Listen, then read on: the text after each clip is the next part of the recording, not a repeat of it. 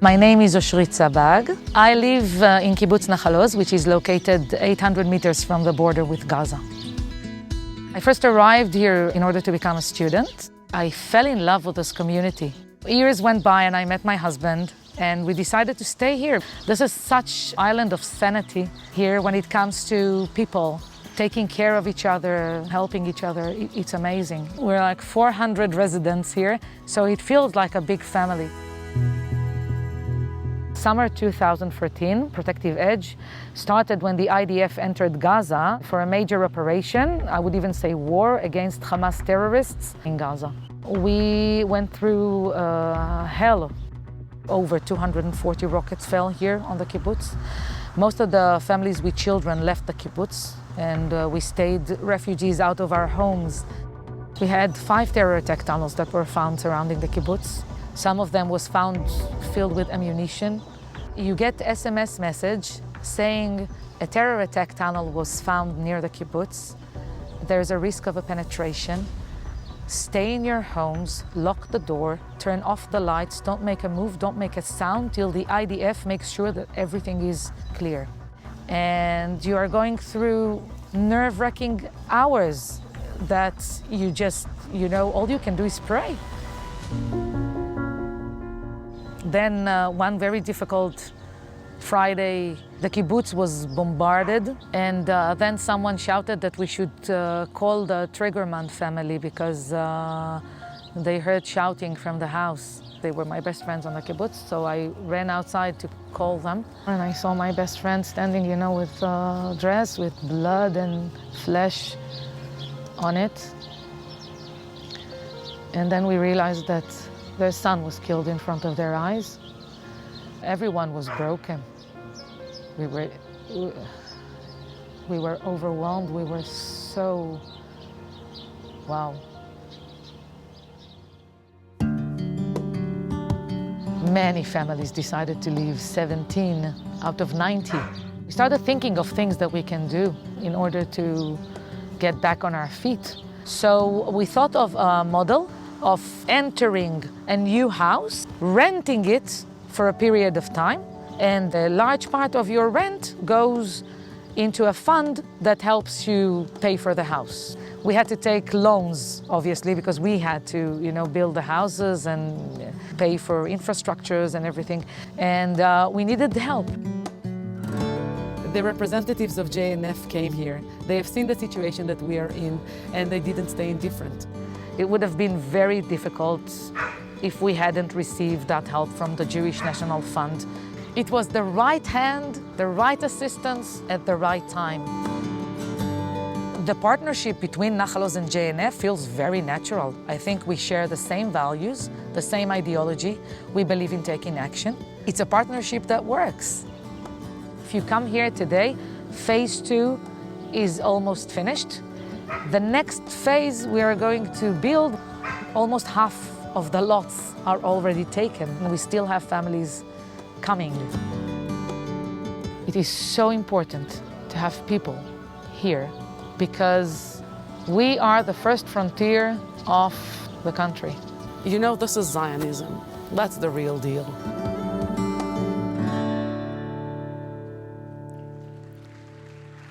Ladies and gentlemen, please welcome your 2017 National Conference chairs, Vivian Grossman and Benjamin Gutman.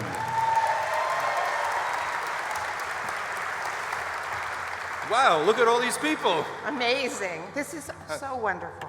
Yes, it is. Vivian's my partner in crime. What crime? Grand larceny. Grand larceny? Yeah, we're going to steal all these people's hearts for JNF in Israel.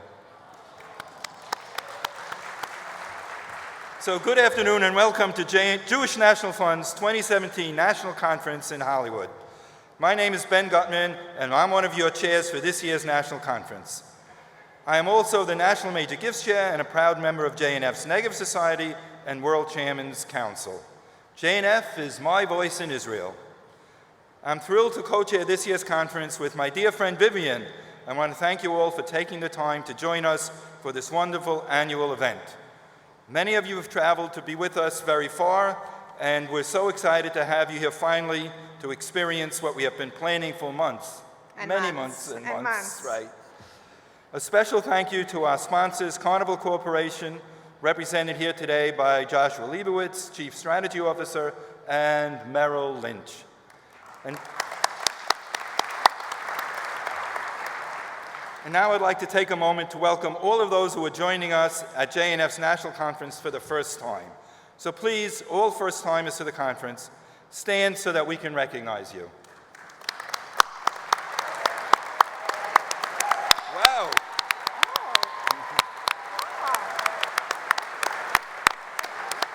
That's very impressive. Thank you all for attending. We also have over 250 college students from all over the country joining us at the conference, as well as high school students. So please, all the students, stand up so that we can recognize you.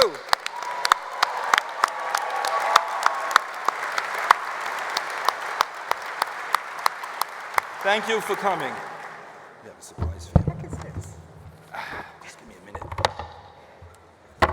So now it's really an honor for me to recognize somebody that single-handedly, I think, brought JNF into the 21st century. Prior to Vivian's involvement, we were still using telegrams and Morse code. But I want to take a moment to thank you on behalf of the entire JNF family for all the time and effort that you have committed to JNF and our social media efforts. Viv, please accept this special plaque in honor of all that you do to raise awareness for the important work that JNF does each and every day on the ground and in Israel. I'm going to read it, okay? But you really deserve this, you know. Thank you. Citation of Appreciation awarded to Vivian Grossman in recognition of your innovative commitment and dedication to Jewish National Fund's social media presence. November 2017. Viv, you did it. Thank you. And it's been a pleasure working with you. And I saw his speech, and that part was not in there, so I didn't know. Thank you. Put this in. Give it to Glenn. Okay. Okay, my dear, you're on. I'm not going to hog the microphone. It's wonderful to see all of you here with us today. Each and every one of you has made a commitment to Jewish National Fund and is helping us in achieving our $1 billion roadmap for the next decade. My name, as you now know, is Vivian Grossman, and I am a proud member of JNF's Sapphire Society, King Solomon Society, and the World Chairman's Council. I also serve, which you also now know, as co-chair of JNF's Social Media Committee, the Nefesh B'Nefesh Task Force, and JNF is my voice in Israel. And on that note, I want to ask all of you to join your voices in our conversation online throughout the conference by using the hashtag JNFNC17 on Twitter and Instagram and tagging @JNFUSA. You can also tag us in any of your Facebook posts using Jewish National Fund-JNF. If you are using Snapchat, keep an eye out for our custom filter. You are our voices for Israel on social media, so thank you for adding to the positive Israel message. In fact, you will be able to see one of our latest initiatives in person here this weekend when we live record an episode of JNF's podcast, Israelcast. As part of Jewish National Fund's mission to spread the word about people living out their passions and doing fascinating work in and for Israel, we at JNF launched a podcast called Israelcast, hosted by our very own Stephen Shalowitz, who is here. Stephen? They're amazing. So while I have your attention, please take out your phones and subscribe to Israelcast on iTunes, Stitcher, Google Play, or wherever you listen to podcasts. And no worries, if you need help, come to our breakout on Sunday and we'll help you subscribe. We're eager for you to learn a little bit more about where Jewish National Fund is now and what we have to look forward to in the future. By now, I'm sure you've had a chance to look at the schedule for the next 3 days and see the incredible talent and personalities who will be joining us. We hope you'll be leaving here feeling enlightened, motivated, and even more enthusiastic about JNF and the land of Israel. At this session alone, you will hear from Ambassador Ron Dermer, JNF Chairman of the Board Emeritus, Ronald Lauder, Israel's Minister of Housing, Yoav Gallant, and the Mayor of Hollywood, Florida, Josh Levy. But before we hear from our guest speakers, I would like to welcome to the stage Paul Jesser.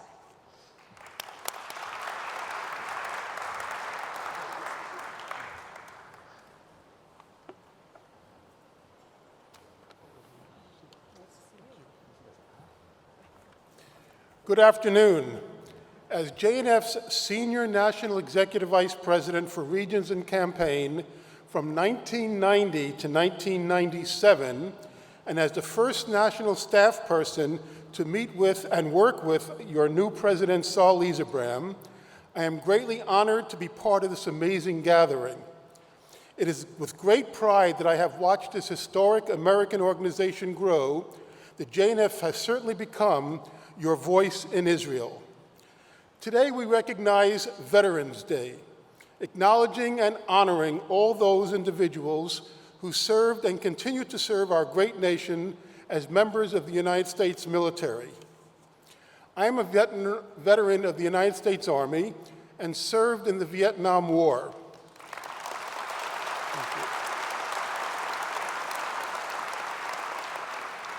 But I am not alone here today. In attendance are many other veterans, including 8 from Heroes to Heroes, and an organization that saves lives of American veterans by healing them spiritually in Israel.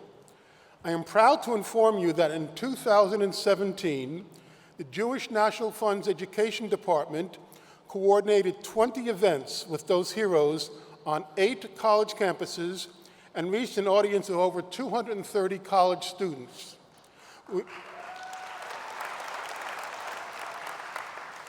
We are deeply honored to have these American heroes with them as participants of JNF's College Summit. It is with the greatest admiration and respect I now ask all those veterans who are gathered with us today to rise and be saluted for your service.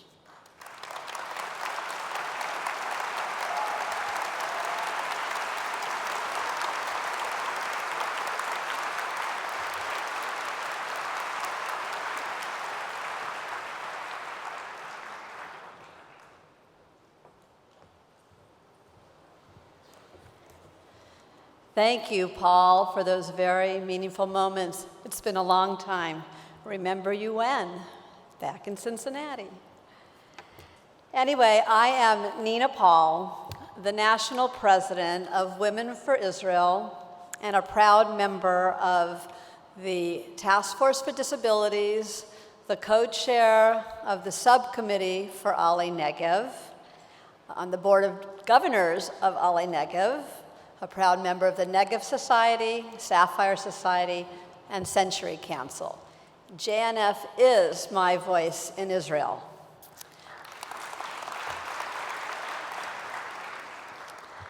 Now I would like to introduce to you the mayor of the host city for this national conference, Mayor Josh Levy. Mayor, yeah, it's all right.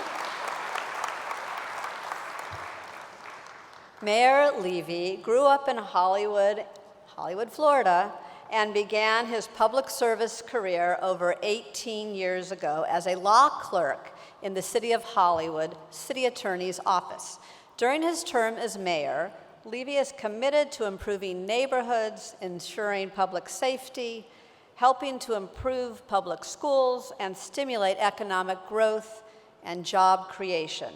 Please give a warm welcome to the mayor of Hollywood, Florida, Josh Levy.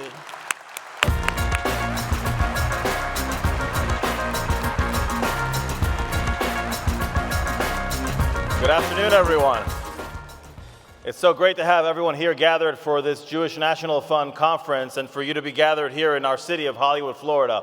It's such a great honor, both for our city, for our region, for our state, and for our country to have so many folks here who are so committed to the success and to the growth and development of the State of Israel. As I welcome you here to the city of Hollywood, I encourage you to, if you have time during your conference, to visit some of the destinations in our city.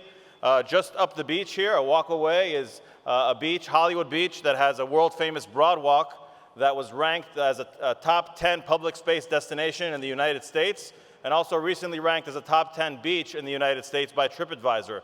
So I hope you'll take advantage and be able to take a nice walk along the beach and then eventually hit our broadwalk and enjoy the beautiful ambiance that's there while you're here in South Florida in the soon-to-be winter. The city also has some great destinations. We have a large Jewish population, of course, here in South Florida, one of the largest Jewish populations in the country. Hollywood is no different. We have a variety of different kosher restaurants and synagogues and different Jewish destinations here in the city. So I welcome you to perhaps explore Hollywood a little bit while you're here. So it's an honor for me to welcome you to Hollywood, but also on a personal note, an honor for me to welcome and be invited to welcome you as a Jewish person, and as a Jewish mayor, and as myself individually. Myself, I was born in Israel, and my family, thank you. It's an honor to be a Sabra and to know that there is and the Jewish National Fund and Keren Kayemet Israel is an organization that's really, I think, helped shepherd my own personal growth as a young man and now as a Jewish leader here in South Florida. I attended Jewish day schools here, learned about JNF, planting a tree. Millions of trees were planted by JNF over the decades. I'm a graduate of Alexander Maz High School in Israel. That was about 27 years ago, and all of these experiences make such a mark on people, enough so for myself, also where I furthered an opportunity to attend Tel Aviv University for a year during college as well. So it's an honor for me to be part of this conference this year. Thank you so much for choosing Hollywood, Florida as the destination, and I look forward to learning a lot more while joining you here today. Thank you.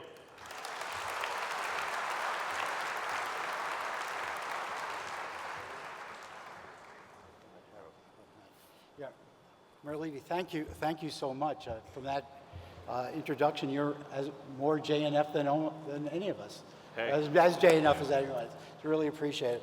We'd like to thank you for joining us and extending such a warm welcome to your wonderful community. My name's Harold Kaplan.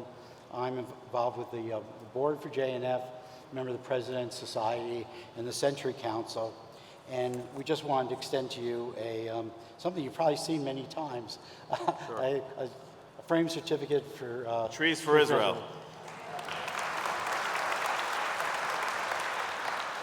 Thank you so much. Thank you so much for extending such courtesy to us. Thank you. Thank you, everybody.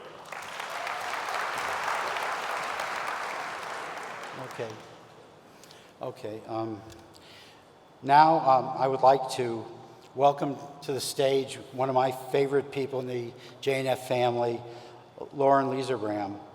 Lauren is a member of the World Chairman's Council, the King Solomon Society, and the Sapphire Society.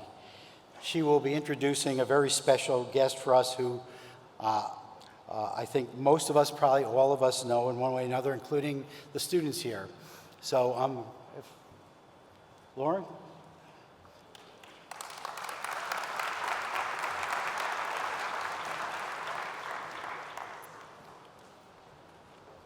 Thank you, Harold. It's now my great pleasure to introduce a Jewish-American folk singer whose music is known the world over. Peter Yarrow is a national treasure who has been part of the folk singing trio, Peter, Paul, and Mary. And they gifted us with some of, yes. And they gifted us with some of the most iconic songs of all time. Peter has been a wonderful friend to both Saul and me for many years. He has been a guest at our home and at our Shabbat table. Peter's focus in life has been and continues to be promoting peace and understanding the world over. Peter graciously used his talent and magic and wrote a song especially for Jewish National Fund that he will debut right now. Please welcome and join me in welcoming Peter Yarrow.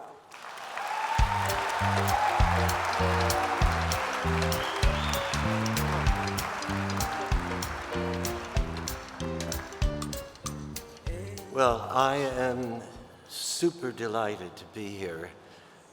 My dear friend, Saul Lizabram, and Lauren, his beautiful wife, and I are, as Lauren said, we go back a long time. But when I was last together with Saul and Lauren, it was a Shabbat dinner, and they had their children there, and they had family there and friends. And I sang Puff the Magic Dragon, of course, and I sang Light One Candle. And on the way back to, I slept over at the house, thank you, Lauren, again. And the way back to where I had to be the next day,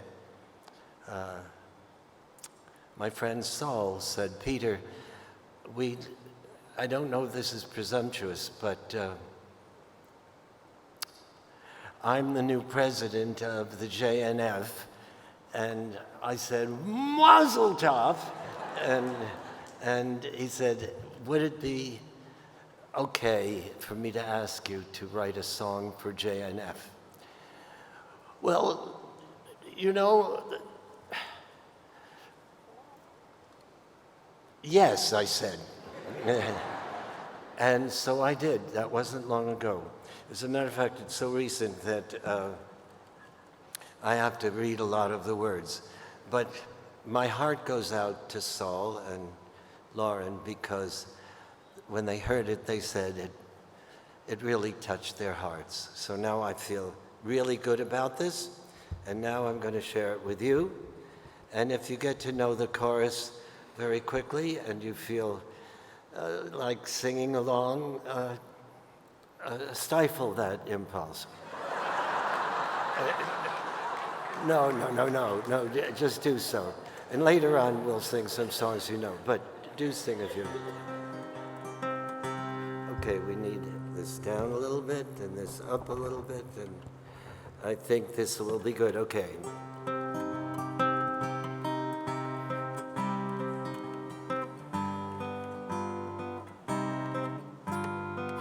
That sounds Jewish, doesn't it?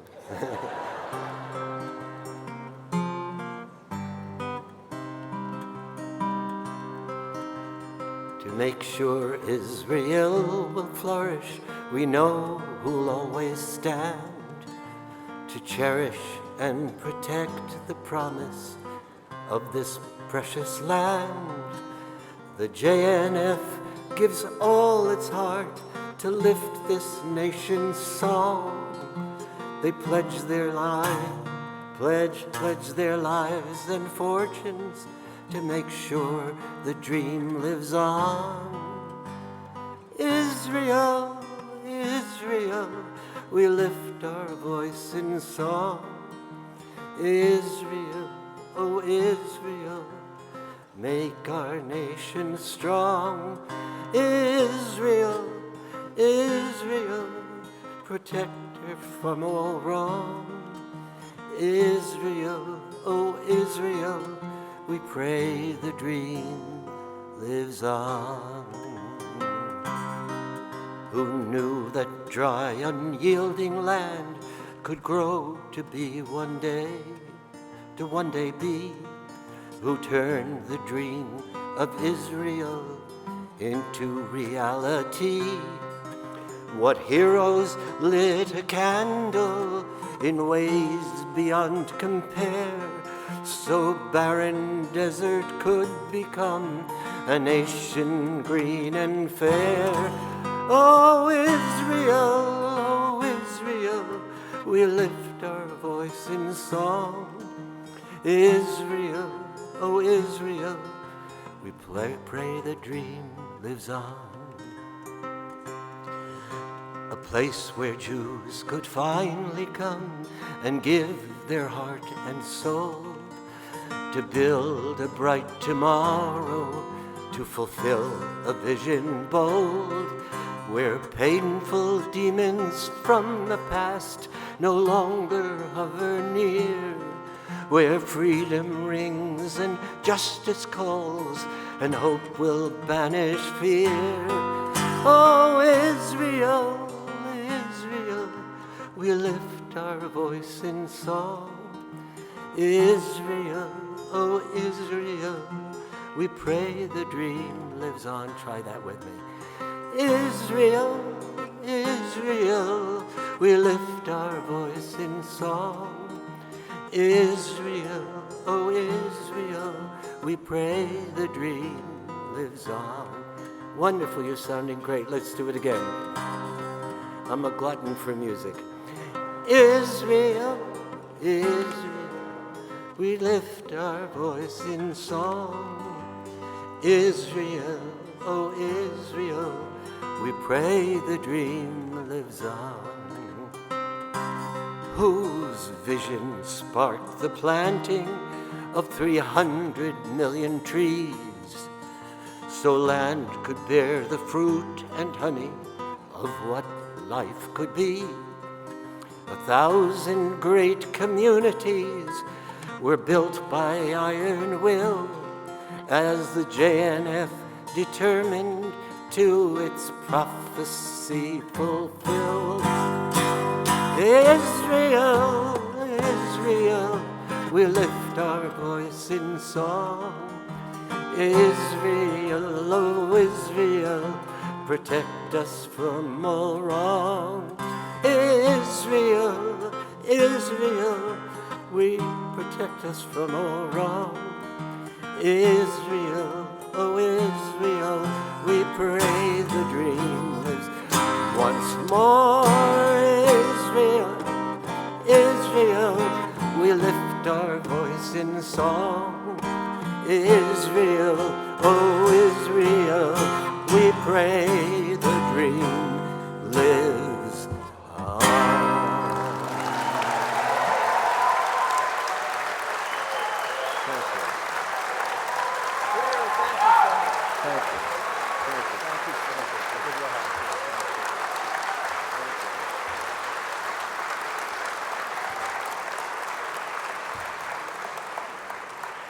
Peter, thank you so much for that wonderful song. And I want everybody to know that Peter will be coming back at the end of the program, and maybe we can get him to sing Puff the Magic Dragon. My name is Alan DeBrow, and I'm First Vice President of Jewish National Fund's National Board and a proud member of the Negev Society and Century Council. I now have the honor of introducing Major General Yoav Gallant, Minister of Construction and Housing.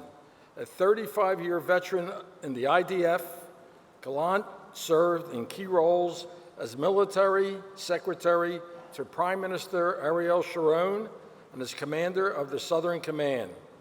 He has also served on various boards, including JNF partner HaShomer HaChadash. Please welcome a great friend to Jewish National Front, Major General Yoav Gallant, Israel's Minister of Construction and Housing.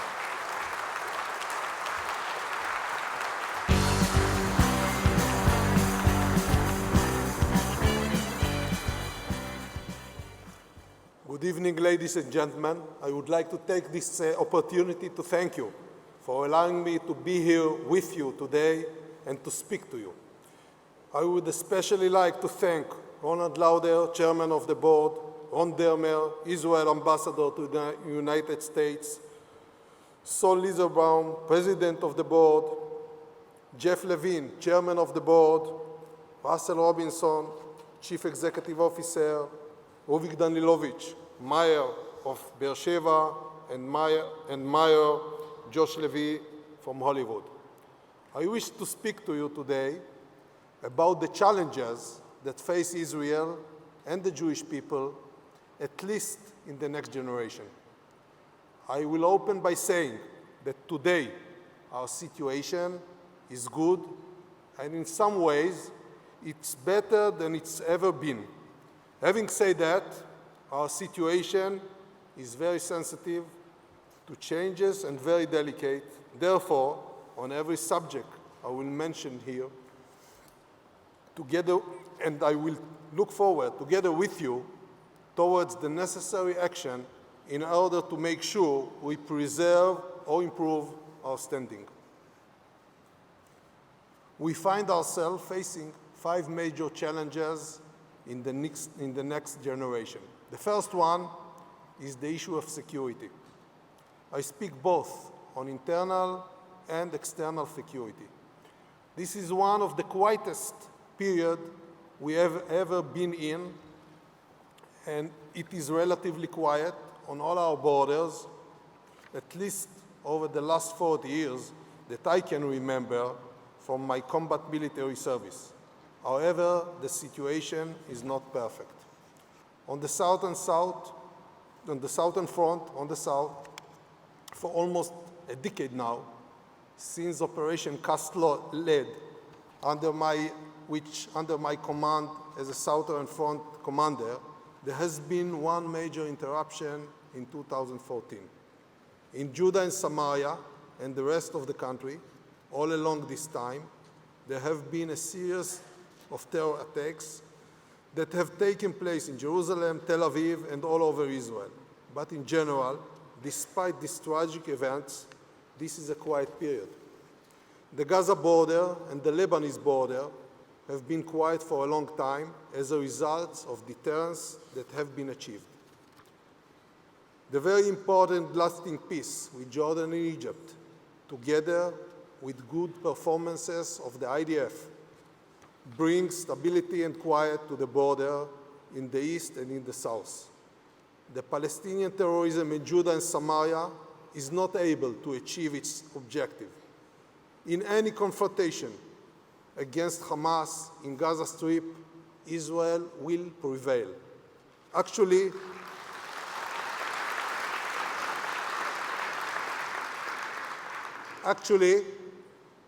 the problem in Gaza is different. How to enable a better life for a Palestinian population that has been taken hostages by a terrorist organization without creating greater damage to Israel's security. However, the situation before us is different from anything we have known in the past. The Iranians are sweeping the Middle East in a she storm. They already control territories from the Persian Gulf to the Mediterranean. They have occupied major parts of Iraq, Lebanon, and now Syria under Russian wings. Their infiltration into the Syrian Golan Heights is especially alarming for us. The process is organized and aimed at creating a broad and deeper front in the entire northern border of the State of Israel, from the Mediterranean Sea to the Jordanian border. This wide front is being implemented by Hezbollah in Lebanon and Shia militias in the Golan Heights. It includes a headquarters in Damascus, intelligence and communication infrastructure, and a plan for sea and airports in the area. The terror effort on the northern border, while dangerous in itself, is only secondary to the Iranian major effort creating military nuclear capability in Iran. I will say it again, as it is essential to our national security situation. The war of attrition against Israel is only secondary to the major effort of Iran to possess military nuclear capabilities. A dangerous asymmetrical situation is emerging in which the Israeli home front is exposed to an Iranian Shia enemy, while Iran is 1,000 miles away and is developing weapons of mass destruction without interruption. This issue is the main security challenge that we will face in the coming years. We must deal with it on the diplomatic as well as the security military levels and build our overall capabilities to deal with this danger. The second challenge we face is the economic challenge. The state of Israel is in better economic situation than ever before. First, the income per capita in Israel is close to $40,000 a year, an unprecedented achievement that we achieved. Growth in 2016 was 4%, and Israel economy in macroeconomics parameters such as debt to GDP ratio, etc., is doing very well. There are three subjects that will appear on the Israeli agenda in this context in the coming years. First, the introduction into productive cycle of large population that do not participate in the labor force, especially ultra-Orthodox men and Arab women. Second, creating an atmosphere of bureaucracy and administration that brings Israel back to the forefront of where it is convenient to do business. And third, the main challenge, for the continued success of the Israel economy, we must improve Israel's competitive advantages in the most prominent field in Israel industry, innovation. Israel needs to become the hub of the industry of innovation and creation of ideas as its driving force in high-tech, agri-tech, biotech, meditech, etc. Success on this subject depends on few factors. We must allow minimal taxation and gold track of bureaucracy for large technological companies, and at the same time, we must also demand that those companies create plants and employ workers also in their supporting field area, as well as demanding that they educate their target population in the respective field. Everyone in the world needs to know that if they want to manufacture cars, they might not do it in Israel. But if they are looking for a navigation system that will bring the car into its destination in an unmanned way, such as Waze or Mobileye, they should definitely come to Israel. That's our strength.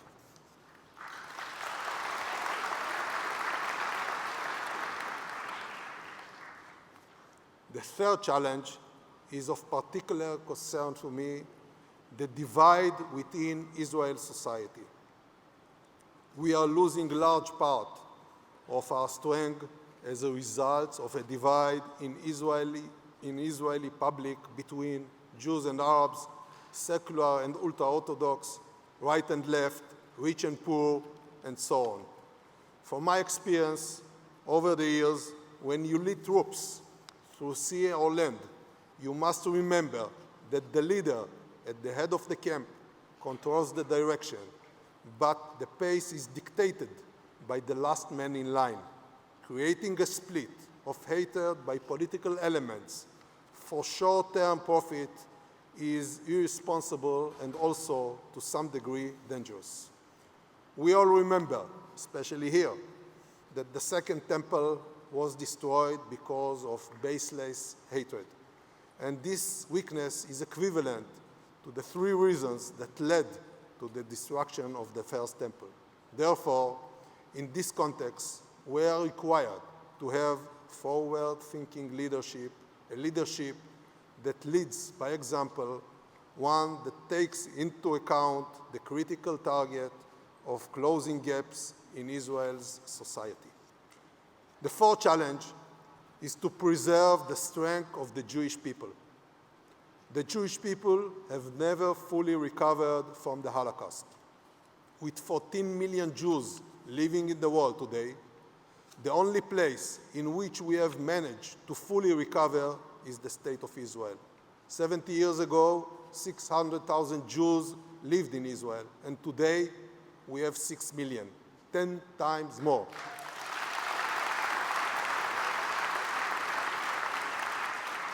However, in the 1940s, 6 million Jews lived in the United States, and that is also the situation today.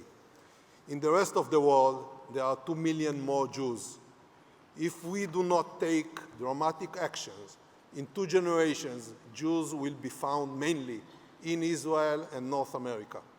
In this aspect, I am very happy to have the opportunity to speak to you because the connection between the people living in Zion and the Jews of North America has a decisive influence on the future of the Jewish people and the state of Israel.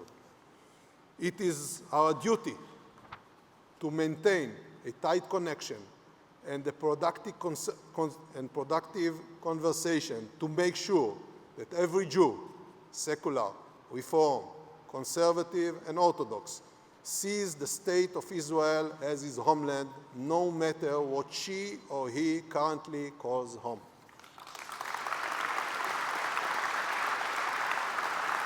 The last challenge I wish to discuss today is the connection between the state of Israel and the United States. When I was the military secretary for Prime Minister Ariel Sharon during the summer of 2003, we had a very important meeting between Sharon and President Bush. The second part of this meeting took place in the private area above the Oval Office. There were 10 people around the table, 5 on each side. The President was with Vice President Dick Cheney, Condoleezza Rice, and Colin Powell, and we were with our delegation. The mood was good. It was over dinner. And after Sharon drank some wine, he said, "Listen, Mr. President, you are our best friend." So the President was very happy. And after another 10 minutes, the Prime Minister said again, "Listen, Mr. President, you are our greatest friend." So the President was very happy. So after the third time this happened, the President said to the Prime Minister Sharon, "May I ask you a question, Mr. Prime Minister? Who is your second best friend?" At that point, there was silence in the room, and later everyone was laughing. We know very well that we have only one true friend among the nations in the world. And luckily, in this tough classroom, our best friend is the strongest kid in the classroom, America.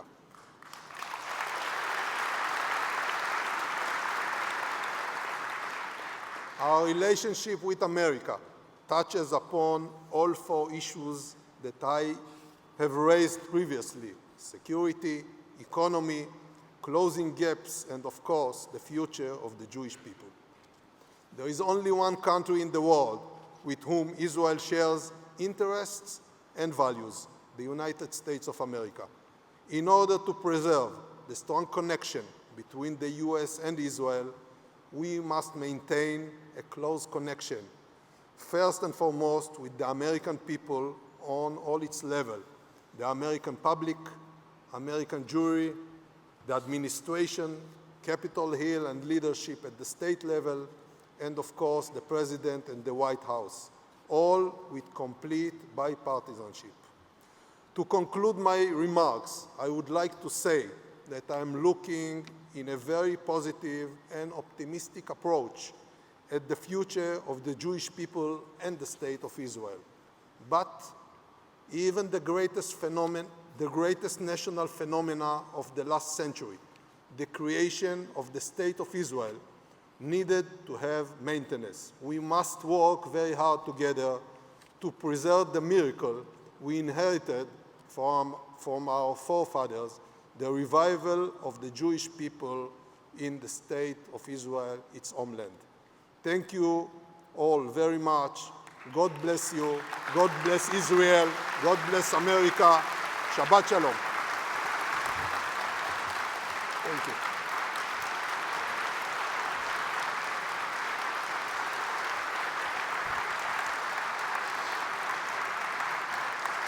Thank you. Minister Gallant, thank you so much for your words, and thank you so much. I'm sure everybody joins me in thanking you for being here today. We wanted to give you this small token. A certificate has been planted in Israel, where you live.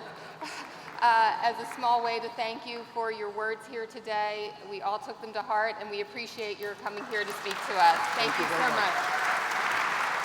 Thank you. Thank you. My name is Myra Chack-Fleischer, and I am JNF's Vice President for the Women for Israel campaign.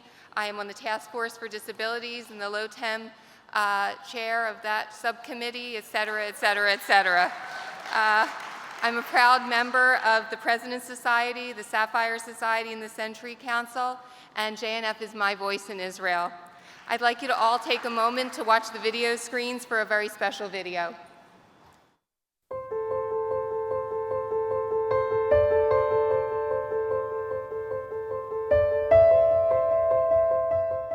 I was born in Ramat Gan. My parents made Aliyah from New York many years before I was born. Living here and raising my children here is a privilege. And I feel the miracle of the State of Israel almost every day. Naftali, as a young child, was a very happy kid. Always had his own ideas about things. The older he got, the more he got into music and into sports. Just fun and loving and very smart. Gilad and Naftali were on their way home from high school. On the bus stop, they met Eyal that was 2 years older than them. A car with people dressed up as religious Jews stopped and offered them a ride, and they were kidnapped. 3:30 at night, there were policemen knocking on our door. I remember they were banging on the door, and I looked at my watch and I said, this can't be good. 2 hours later, we already had the last location of their cell phones, and that was in the Hebron area.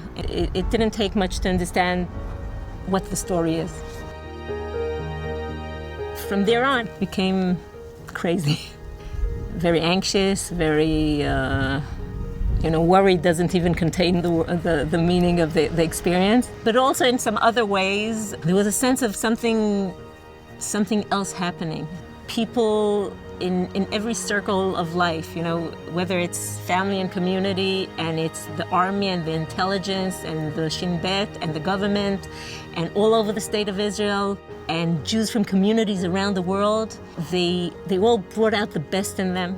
They offered endless amounts of support and love. It took 18 days of extremely intensive search to eventually find out that they were murdered within a few minutes. And after 18 days, they were found buried in the Hebron area. Notifying our children when we got the bad news was probably the most difficult thing I did in my life. Taking each one separately, according to their age, according to their relationship with Naftali. But I can speak today, 3 years later, and say, thank God, they're healthy. We lived through this, and you never leave anything behind. You take it with you and grow with it. The Gush Etzion Council with the JNF came up with this idea to create a promenade that goes from the bus stop where the boys were kidnapped. And it's a long path where you can jog and you can cycle and you can do sports and you can picnic. And it's a place full of vibrance, of life. For me, it's a celebration of life. The fact that JNF chose to invest in that is the message of connection of diaspora to the land of Israel, to the State of Israel. The land of Israel was always something people dreamt of, but the State of Israel is the realization of a dream. And it's a homeland, whether you're here or you're away from home.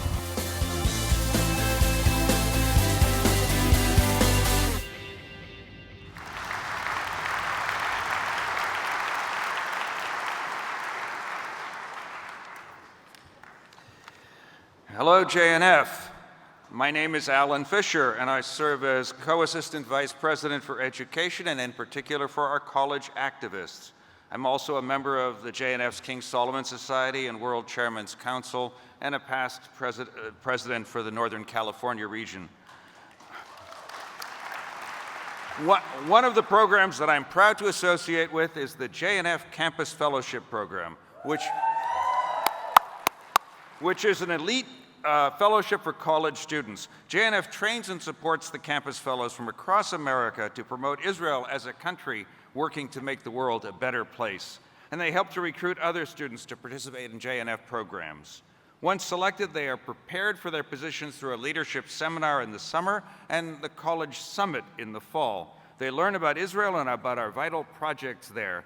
They learn how to tell Israel's story on campus and how to raise funds to support the work of JNF. Polly Manich, who will be introducing our next special guest,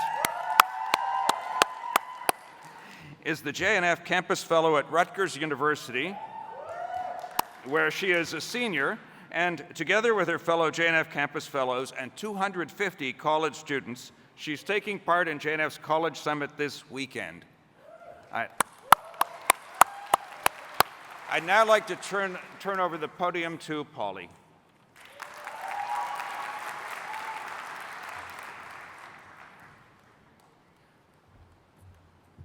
Thank you for that wonderful introduction. My name is Polly Manich, and as you heard, I am a JNF Campus Fellow at Rutgers University, where I'm also the president of our Hillel. I'm a little sad to report that it's been a tough 2 weeks at Rutgers. We've been combating outright anti-Semitism from our professors, and after all this, I just have to say how amazing it feels to be here with all of you right now, standing strong with me for Israel and for the Jewish people.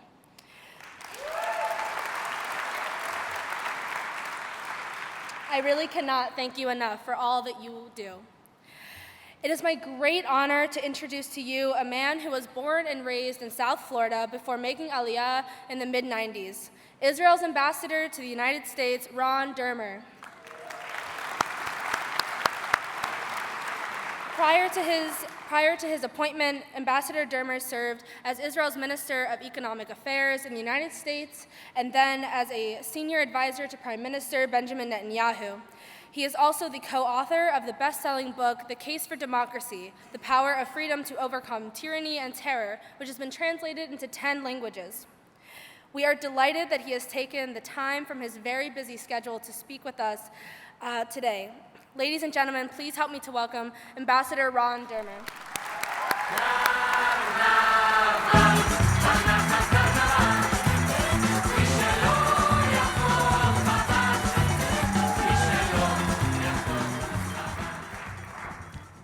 Thank you. I don't know how to begin with the JNF. I mean, it's a pretty tough act to follow. You really set me up, Russell. First, I had to follow Minister Gallant. Those of you who don't know, he is one of the greatest generals of his generation in Israel. And I think you heard why we are so fortunate to have him in the senior leadership of the country. When all these enemies are plotting against Israel, I know I sleep better at night knowing that Minister Gallant is one of those people making the critical decisions for our future. I also want to recognize another general here. I saw him earlier. Maybe he can raise a hand. Doron Almog. Where is Doron Almog? Can't see. There he is. Well, a lot of people talk about Israel's compassion. General Almog represents Israel's compassion probably better than any other Israeli I know, and what he has done in the Negev to help disabled children brings great honor to the Jewish state and the Jewish people. Thank you for everything you do. I also want to recognize a couple of my other countrymen here. There's Lior Chayat, the Consul General. Please stand up, of Miami. And also Mayor Danilovich, who I think you're going to be hearing from later. Now, I know something about mayors. I don't know if you know this, Mr. Mayor, but I'm the brother of a mayor. I am the son of a mayor. I'm also the father of a mayor. My eldest son is named Mayor. Now, if I were a diplomat, and they accuse me of not being a diplomat, but if I were a diplomat, I'd say there's no better mayor in Israel than you. But I'm not a diplomat. So I'm not going to say that, and I hope that Nir is listening in Jerusalem doesn't get offended. but you have with you here the finest mayor in the state of Israel, and thank you for everything that you do.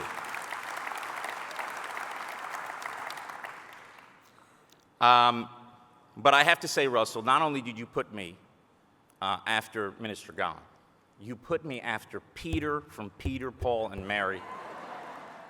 I mean, how am I supposed to top that? A very, very tough act, a very, very tough act to follow. And out of all this conference, we're going to say a lot of words, we're going to give all these speeches. The only thing they're going to remember is the song that you sang. So thank you. I want to offer congratulations to Dr. Lieserbram for taking over.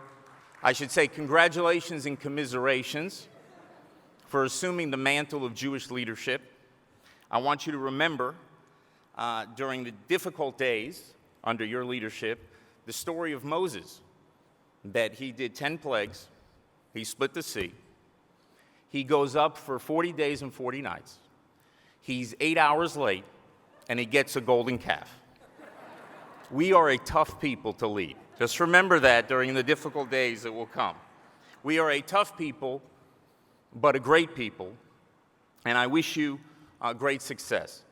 I also want to recognize someone who I've known for 2 decades, who has given his invaluable time and great resources and dedicated himself to the Jewish people, and that is Ronald Lauder.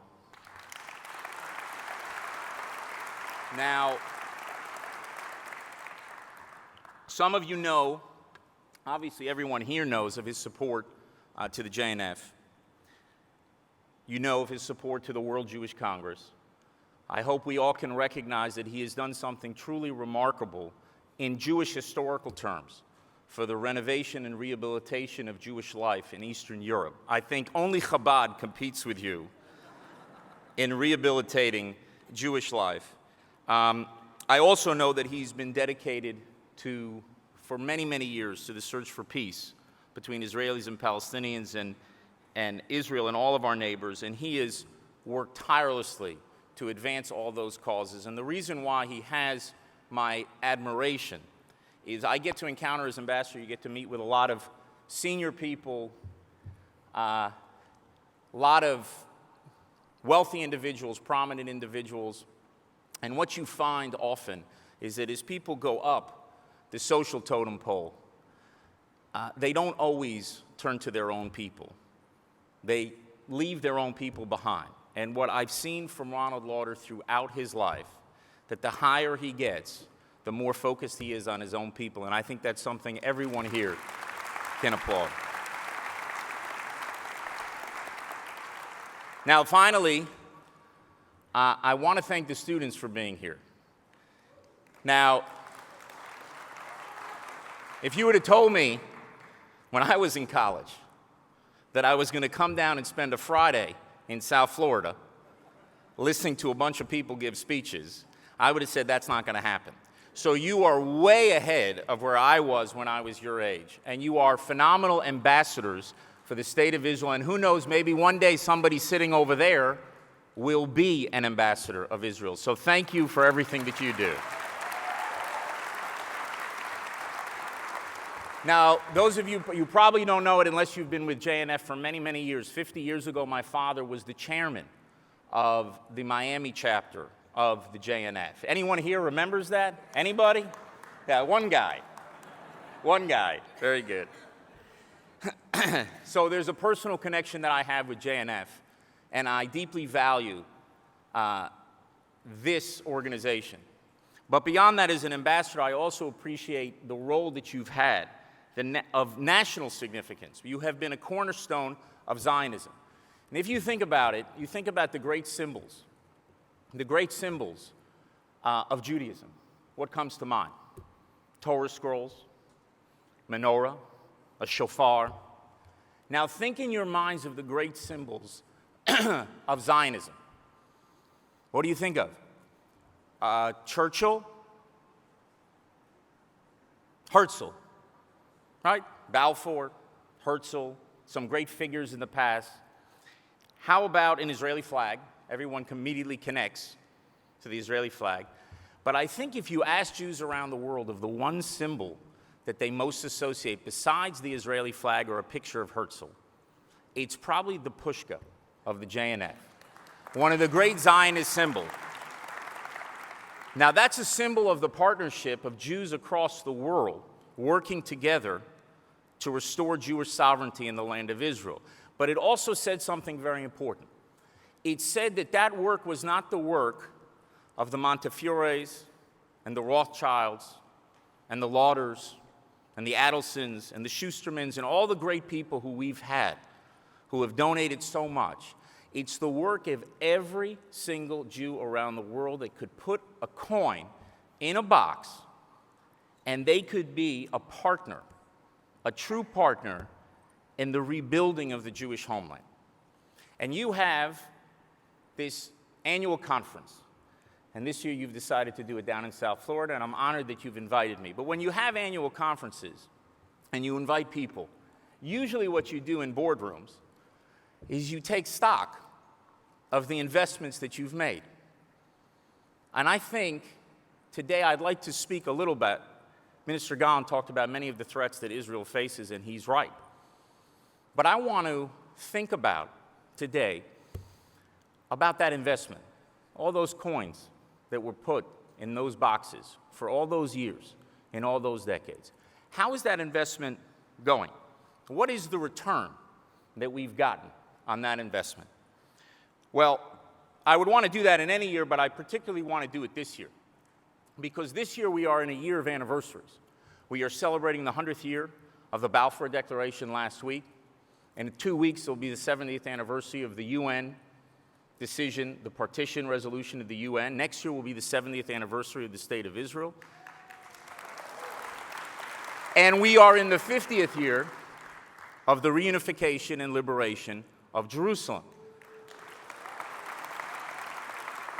So this is a year of anniversaries, so I think it's time to take stock of where we are and how that investment is going. So last year, a major American magazine, U.S. News and World Report, did a ranking of the most powerful countries in the world. Israel came in 8th. 8th. Now, they're the 5 permanent members of the Security Council: Russia, the United States, China, France, Britain, Japan, Germany, and then Israel. Now, the smallest of those other countries have about 65 million people. We are a country the size of New Jersey that has 8.5 million citizens. And after 69 years of statehood, Israel today is the 8th most powerful country in the world.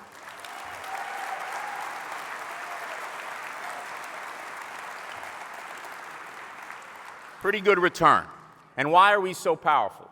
Well, first thing is we have great military power. We're the strongest military in the Middle East. We have one of the finest intelligence services in the world. And compared to what Israel was in 1948, when you think about the Israeli military today, it boggles the mind. We are getting stronger militarily.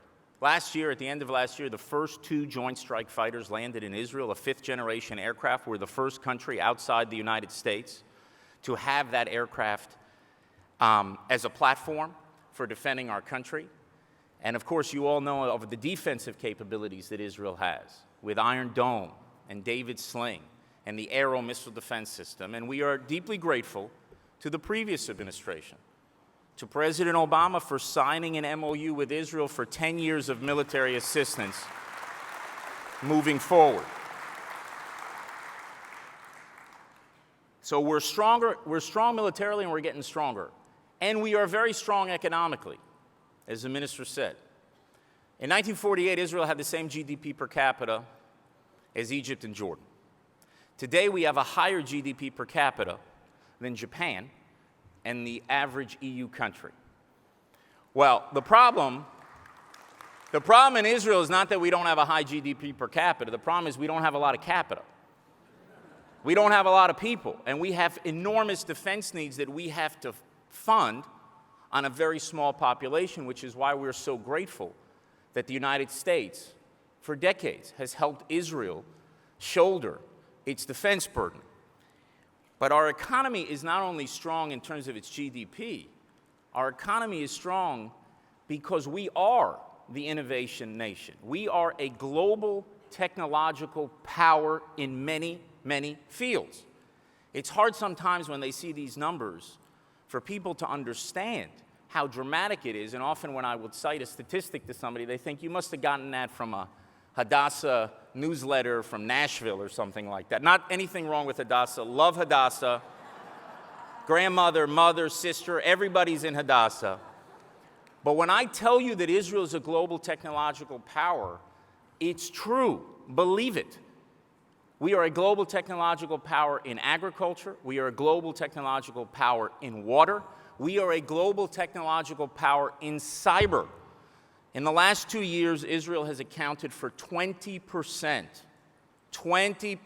of global investment in cybersecurity. 20%. Now, Israel is one-tenth of 1% of the world's population. And we are accounting for 20% of investment. We are punching 200 times above our weight.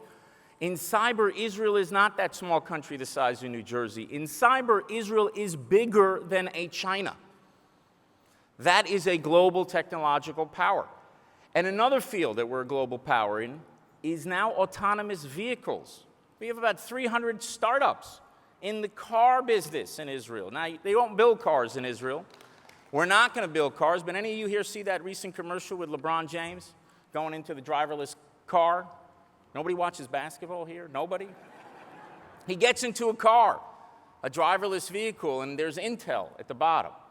But those of you who follow Israel closely know the backstory. Intel bought an Israeli company earlier this year for $15 billion, Mobileye. That's a lot of shekels, $15 billion.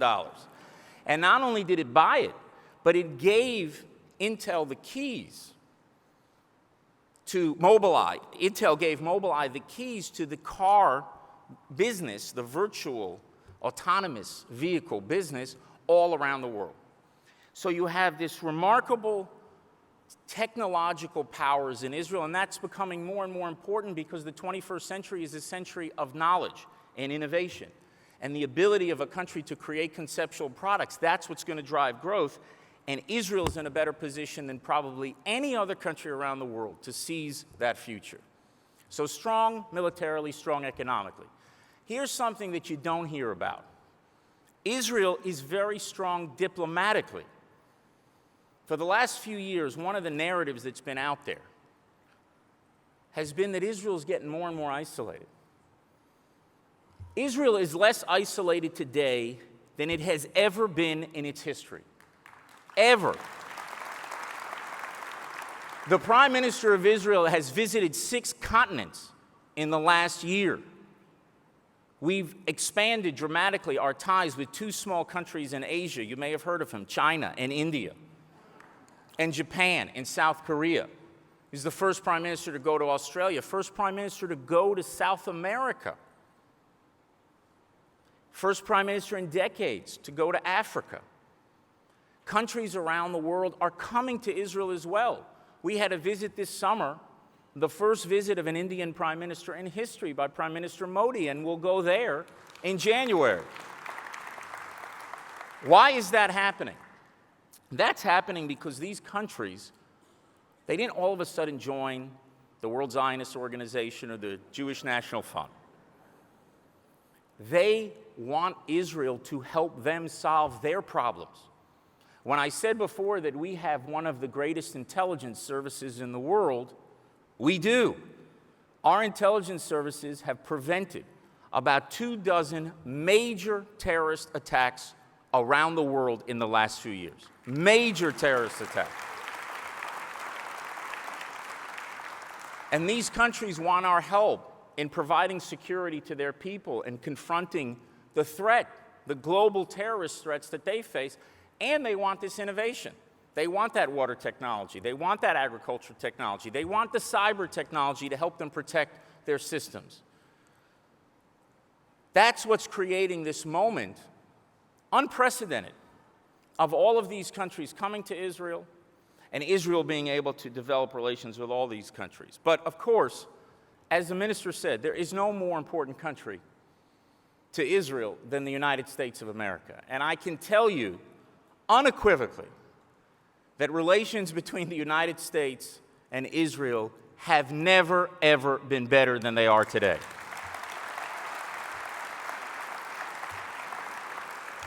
Now, I said something this week that made a few eyebrows raise. I said Israel will be the most important ally of the United States in the 21st century. What's interesting is I didn't say it this week. I said it 3 years ago. I said it 3 years ago when there were disagreements between our governments on some big issues like Iran, like the best way to advance peace. I said Israel will be the most important ally of the United States in the 21st century. So you say, well, every ambassador is going to say it, but I only say what I mean. Britain was the most important ally to the United States in the 20th century. Israel will be the most important one in the 21st. First, because the security challenges that you face, the dangers that you face will largely emanate from the Middle East for the foreseeable future. And there is no more important country in the Middle East that shares your values, shares your interests, that can project power than Israel. And to the extent you don't want to be in the Middle East with your own soldiers, you need a solid, reliable, democratic ally there to protect those interests, and that is exactly what Israel is. And it's the technology. It's all the innovations that are happening in all sorts of fields, in medicine and science, ways, as you mentioned. You name it. We are the second Silicon Valley. You have one great center of innovation in California to the west, and you have one great center of innovation in the east, and that's Israel. So that's why you're going to see our relationship grow stronger and stronger and stronger in the years ahead, regardless of this or that government in Israel or this or that government in the United States. The fundamentals are bringing our two countries together, and I think we will head into a stronger and stronger relationship. Now, we are pleased that today there is also no strategic daylight between our two governments on the most important issues we face. The speech that was given by President Trump last month, I said at the time, went to the White House a couple hours after the speech, I said, this is the second best day for me as Israel's ambassador to the United States. And of course they asked, well, what was the best day? I said, the best day was when my prime minister gave his speech, because do not ask others what you are not prepared to do for yourself. And we are pleased that we see eye to eye on the great challenges we face, and there's been a shift now in U.S. policy from containing a nuclear Iran, and that's what the policy was, to preventing a nuclear Iran, and from accommodating Iran's aggression in the region to rolling back Iran's aggression in the region. Now, there are all sorts of challenges of how you implement that, but the United States has shifted its policy, and we look forward to working with the administration, with Congress on both sides of the aisle to translate that speech into an effective policy. And we are also supportive of the administration's effort to advance peace. I am more optimistic than I've ever been about the prospects of reconciliation in the region, because there is a change now in the Arab world. Leading powers in the Arab world know and understand that we are not their enemy. Israel is not their enemy, and that we share common dangers. And being able to translate those common dangers into an effective process that can build bridges towards reconciliation is a great challenge, but I think I'm optimistic that it's one that it can advance, I think, in the very, very near future. And the other thing I would say about this administration, to express my appreciation as Israel's ambassador, is the remarkable change at the United Nations.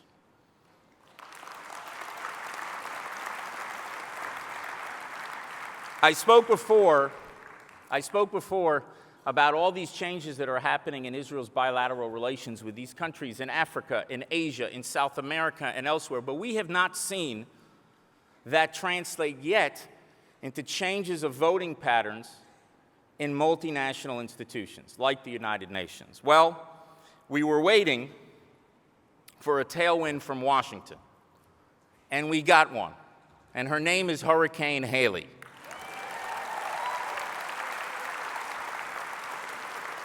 And we look forward in the very near future, may take a few years, but we think it's possible to finally end the automatic majorities against Israel in international institutions.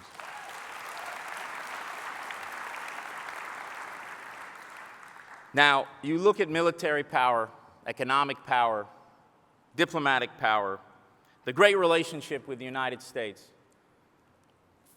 and you say to yourself, well, that investment, those coins, it looks pretty good. A lot of power, very strong country. Well, what about values?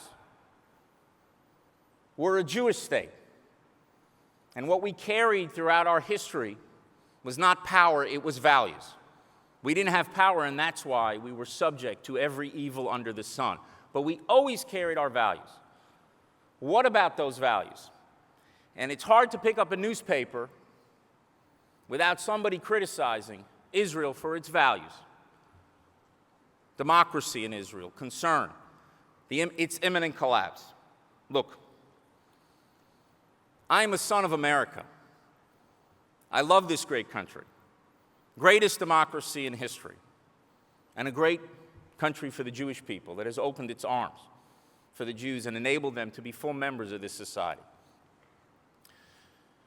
But I marvel at Israel's democracy, because democracies are tested under fire. Do not judge Israel based on how a country at peace with neighbors like Belgium and Luxembourg would behave. Judge Israel based on how a country at war would behave, how a country facing challenges faced by no other country on earth would behave. You remember about a year and a half ago, there was an attack in San Bernardino, California. Within a couple days, they did polls, and there was a huge shift in public opinion. Huge shift, 40, 50 points, about all sorts of attitudes towards immigrants, towards letting people in or not letting people in. And I'm not here to weigh into your internal debate, but I'm here to tell you that we've had 100 San Bernardinos in Israel. And I remember what it was like here on September 12th, the day after 9/11, when people were concerned that another attack was imminent, and how people would be prepared to give up certain civil liberties in order to protect security. And over time, as the danger recedes, you want those civil liberties because you want to live in a free society and you want those civil liberties to be protected. But understand that Israel has been in September 12th for 69 years. And as a son of America, I marvel that my country, and in particular our soldiers, have upheld the highest values under the most difficult conditions. So I will not apologize for Israel's democracy. I celebrate Israel's democracy.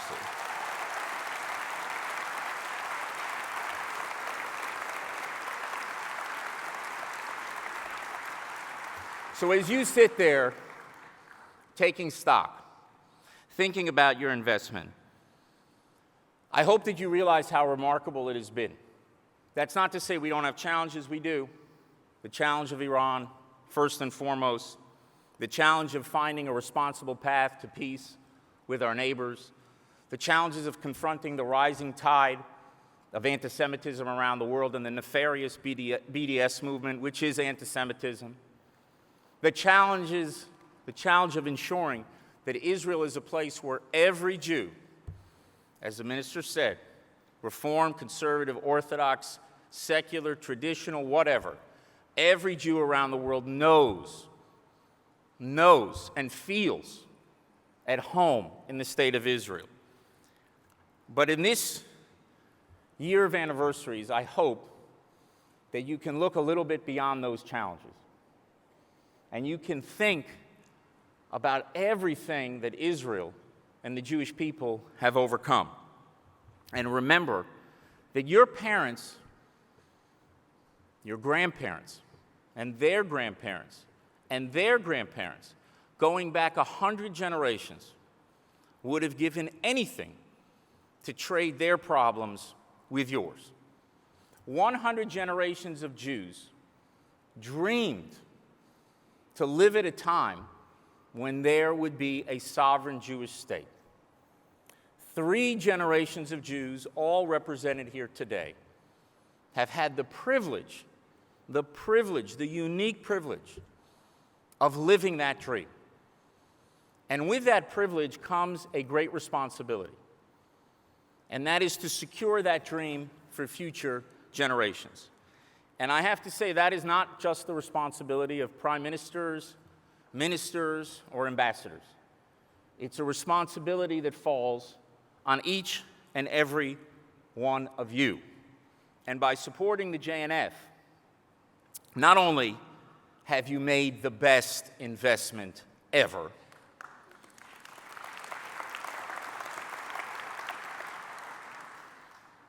not only have you helped transform a stateless and powerless people into a proud sovereign nation capable of defending itself, you have also done your part and are doing your part to be a true partner in securing the Jewish future. Thank you.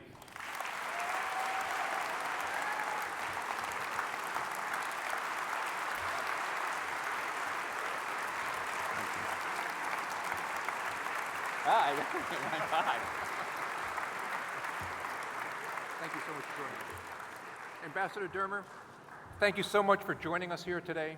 I didn't know I was going to get the box, by the way. I didn't. Well, thank you for joining us here today and for the incredibly important work you do on behalf of Israel and all of us here in the United States as well. Please accept this small but heavy token of our appreciation for your remarks and joining us. Thank you so much. Thank you. Great symbol of Zionism, great organization. Have a wonderful conference. Thank you. Thank you so much. Thank you. Yeah, it is. Good afternoon. My name is Joe Wolfson, and I serve on the Jewish National Fund National Board as Assistant First Vice President, and I also serve as President of the Board of the Alexander Muss High School in Israel. I'm also a proud member of JNF's President's Society and Century Council. However, before I introduce our next speaker, please direct your attention to the screens.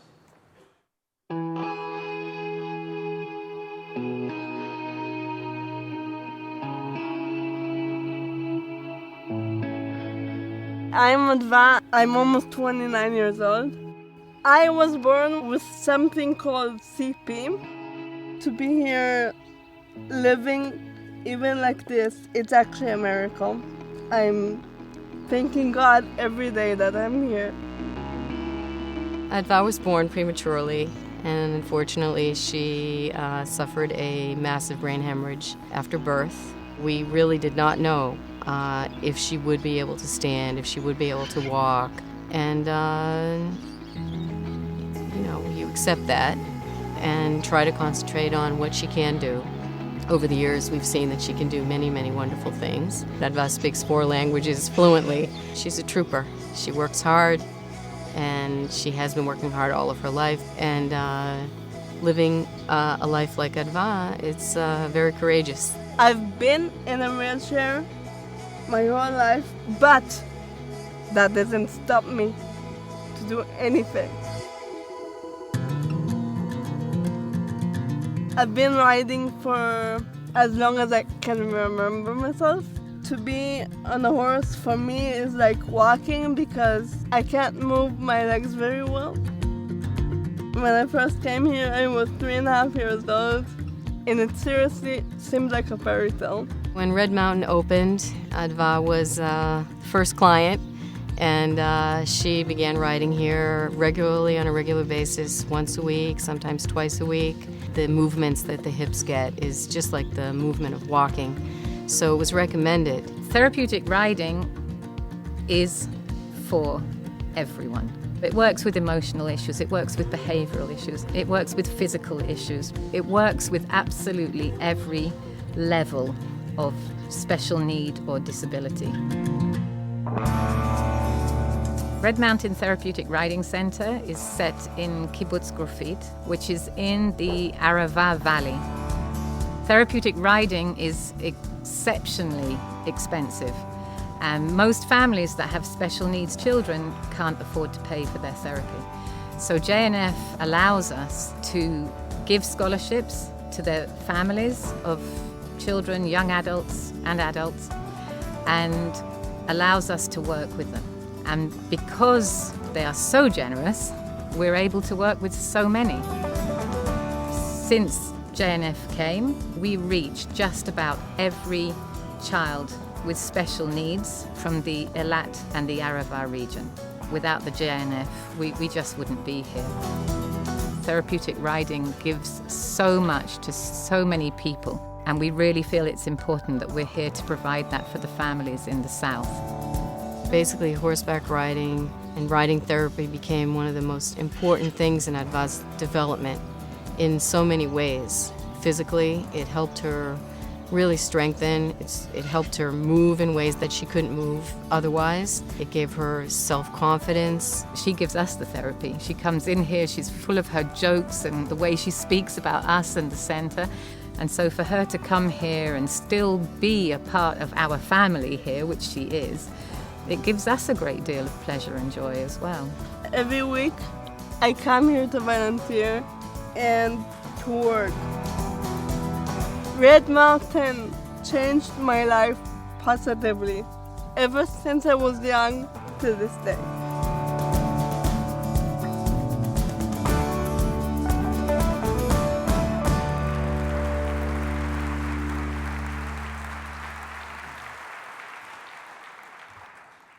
I now have the distinct honor of welcoming to the stage Chairman of the Board Emeritus of Jewish National Fund and President of the World Jewish Congress, Ronald Lauder. An international businessman, philanthropist, renowned art collector, and a past U.S. ambassador to Austria, Ronald combines a deep commitment to his heritage with an innovative network of businesses, philanthropies, and other endeavors that reach all corners of the globe. His knowledge and experience make him the perfect person to speak about the challenges facing the Jewish world. And finally, he is also the founding father of the Jewish National Fund we all know today and love. And for that, we thank him and welcome him to the stage, Ronald Lauder.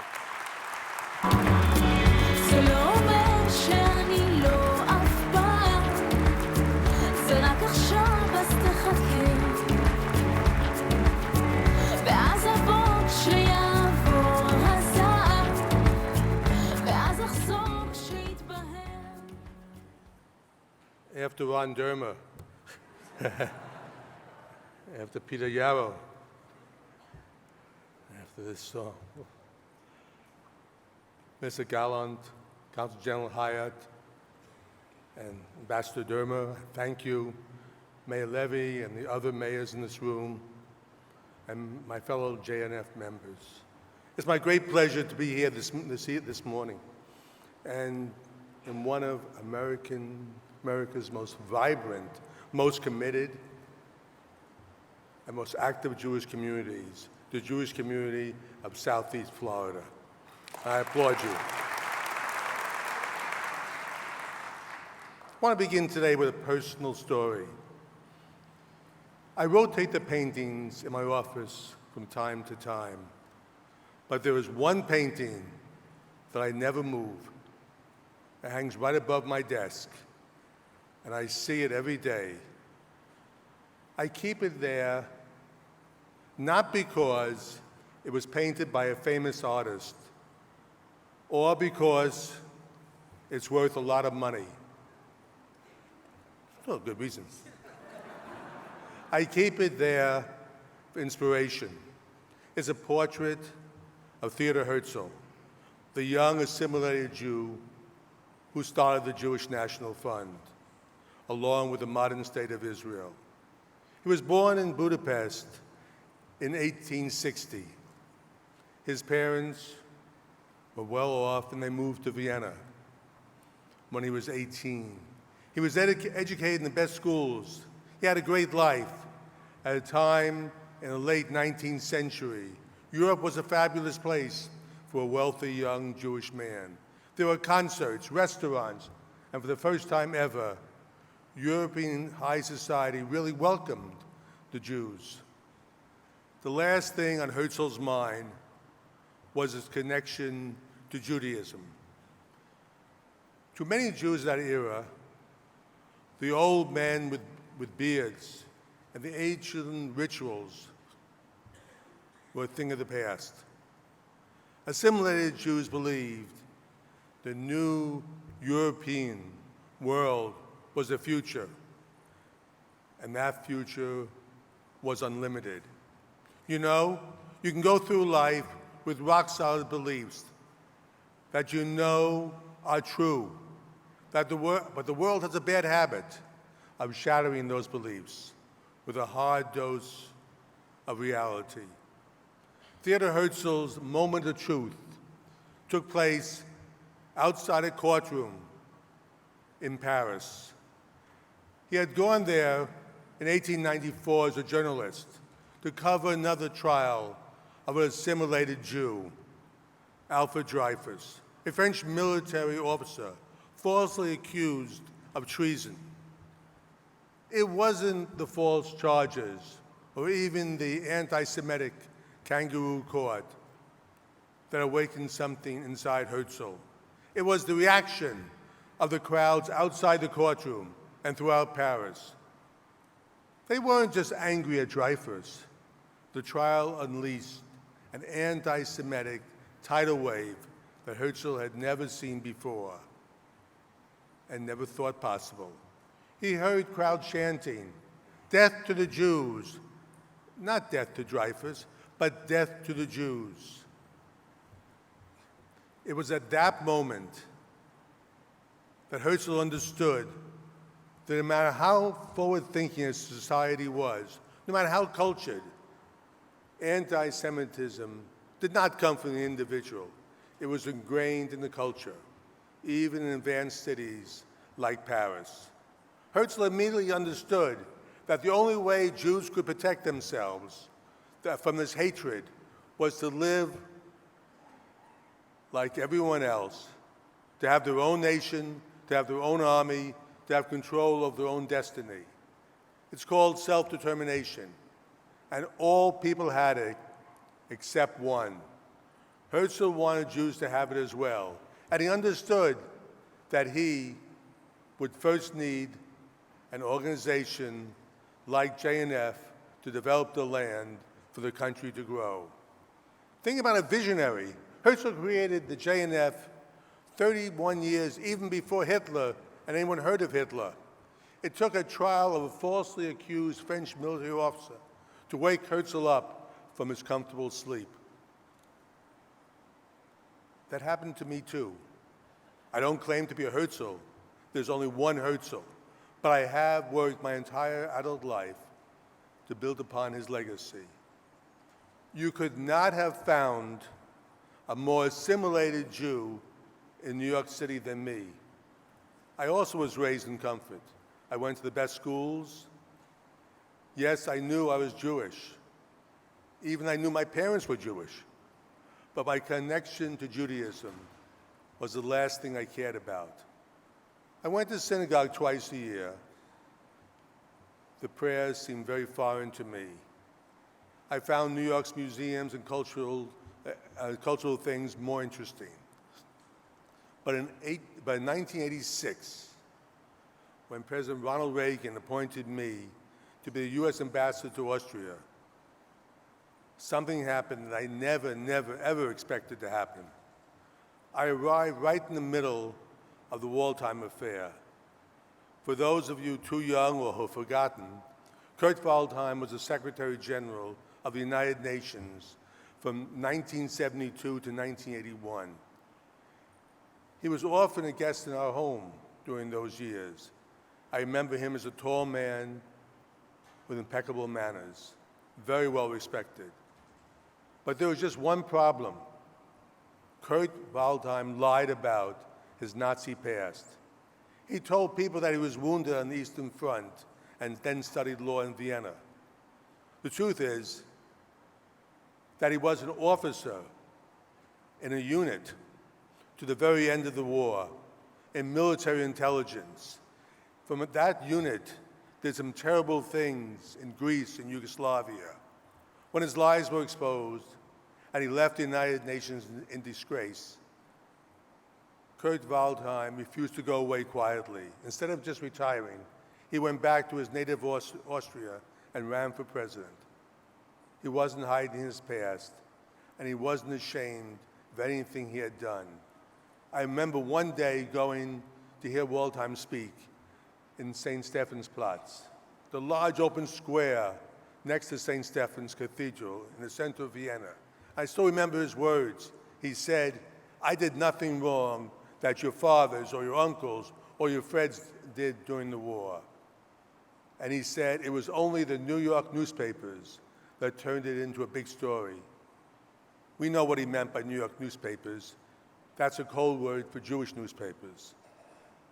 Here we were, 40 years after the end of World War II, and nothing had changed.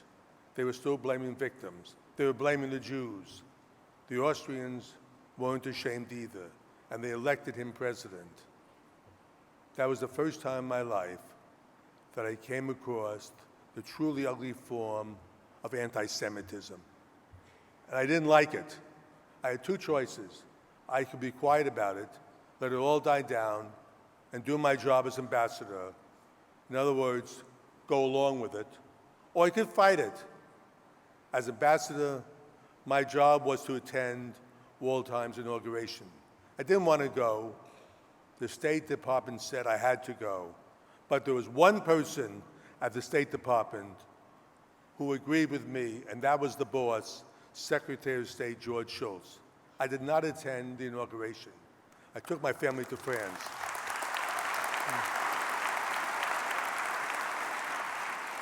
And let me tell you, my absence was noted. Many Austrians were angry at me. Personally, it was the strongest statement I can make about how I felt about Kurt Waldheim. By the way, I recently spoke with George Shultz, and I asked him, "Why'd you back me?" And he just said, "I thought you were right." George Shultz now is, I think, 89, 90 years old, but he remembered that very much. The fact is, the whole thing made me furious.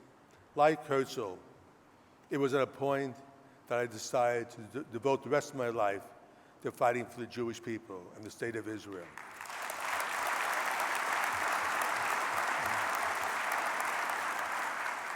From that day forward, I became a Jew, not just 2 days a year, but 365 days a year. I became involved, I became active, and I saw an organization that did more for Israel than any other, the JNF. And I ran for its president. Then I made the smartest hire of my life. I hired Russell Robinson.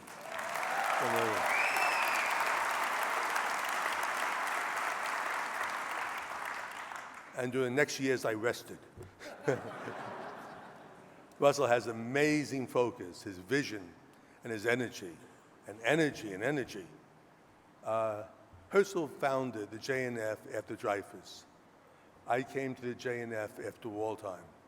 Without the JNF, Israel would not be what it is today.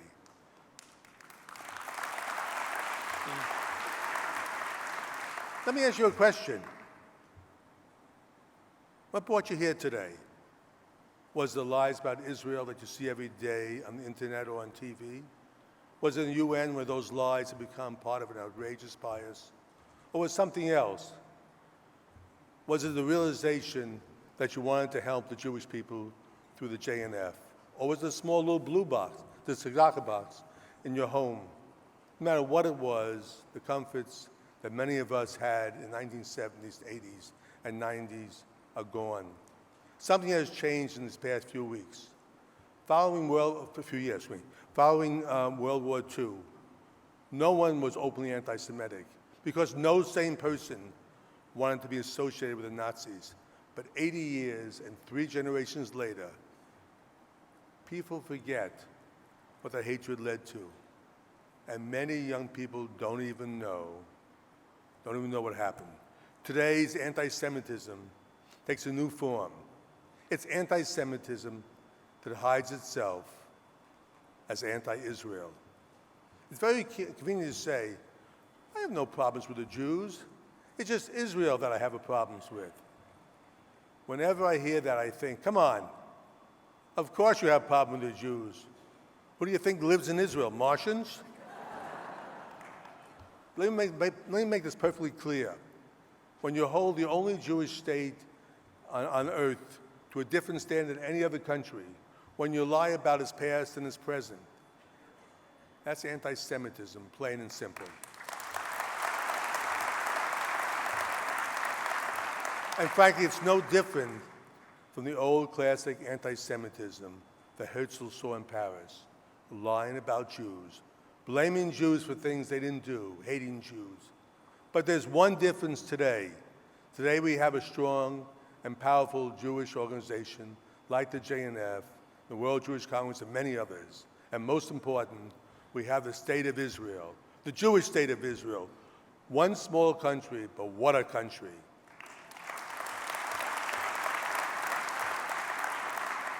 It's a world leader, as you know, in water, high tech, and defense. Think about one fact you've heard before. With 6 million Jews, it has produced more high tech than China and India, countries with over 1 billion people each. The role that JNF has played in Israel's development is equally amazing. Israel is the only country in the world that has more trees today than it did 100 years ago.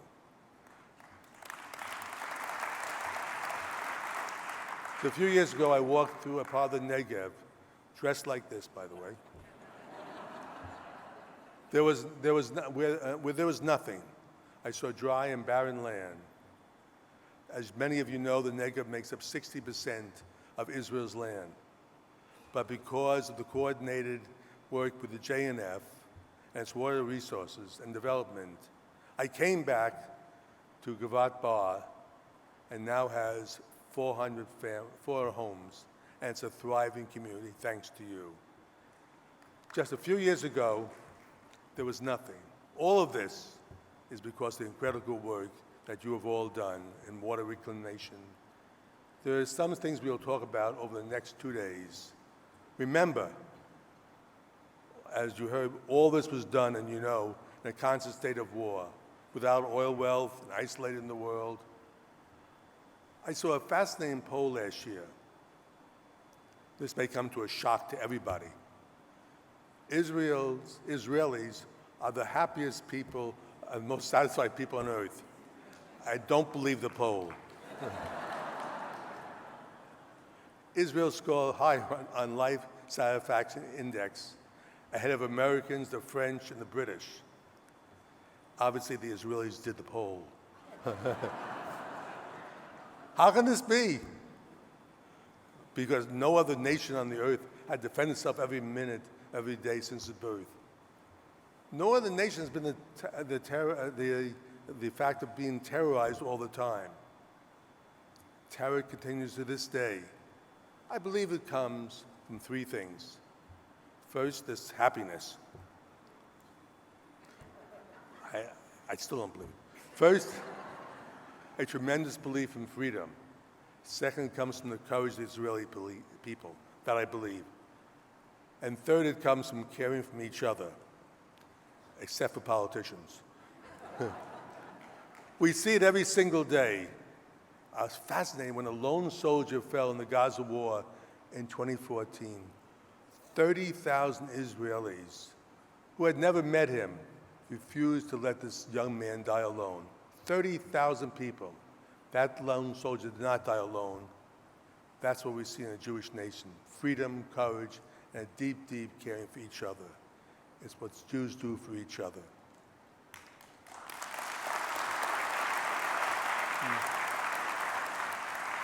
I'm not minimizing the challenges that we face as a people. The anti-Semitism that you see, especially in the Middle East and in Europe, is happening. Israel is in a place of strength that even Herzl, the visionary, Herzl the dreamer, never imagined. So here's my message to you. Never forget the challenges we face, but never, never despair. Be strong, be positive, and let us continue this work of the giants who came before us, from Herzl to Ben-Gurion to Golda to Rabin and Diane. So every soldier buried on Mount Herzl, this is our moment. We will not let future generations down. Talking about future generations, 4 days ago, I celebrated the 30th anniversary of the Ronald S. Lauder Foundation, my foundation.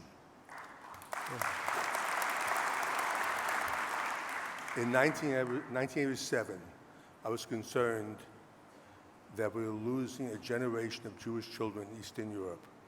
So I started one small kindergarten in Vienna. Today, we have camps, e-learning programs, 12 schools in such countries as Prague, Sofia, Poland, Ukraine, Greece, and just name a few.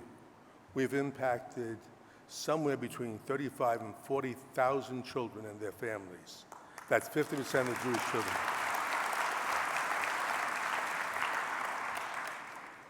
The students of these schools made a special film for me to commemorate the anniversary, which I'd like to share with you today.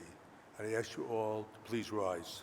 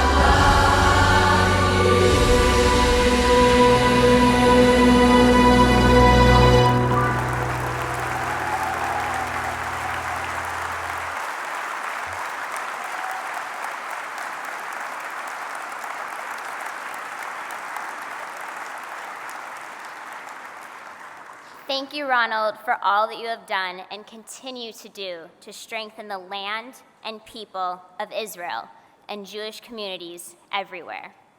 As always, you embody vision and wisdom through your words and your actions. My name is Stephanie Kelman, and I'm the National Chair of JNF Future.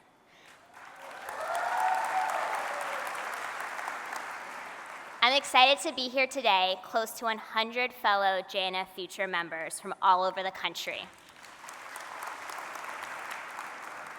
And now, I'd like to welcome back to the stage Peter Yarrow.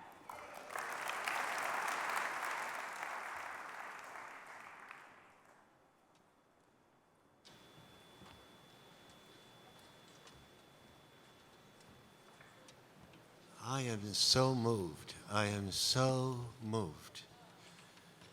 I know because Saul Lizabram told me, educated me about. Can you raise the overall level, please, David? Thank you. A little bit more. A little bit. 1, 2, 3. There you go. Then I don't have to struggle. I know what was done technically, but to hear these words from you speakers, from you, Senior Lauder, from you, Ambassador, I am just so moved. Whoa, thank you very much. It's amazing. I'm so glad I wrote that song. Boy, that makes me really happy. Okay. I still got a hammer, and I've still got a bell, and I've still got a song to sing all over this land. It's still the hammer of justice, the bell of freedom, song about love between my brothers and my sisters, all over this land.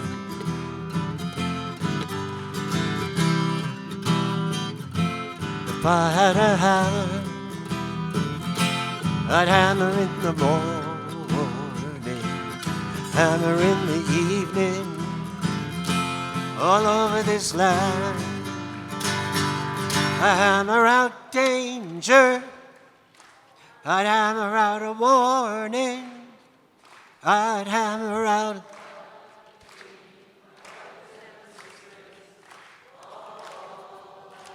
all over this land. David, raise the level, please. Well, if I had a song, I'd sing it in the morning, sing it in the evening, all over this land. Thank you. Sing it out danger, I sing it out a warning, sing it out love between my brothers and my sisters, all over this land.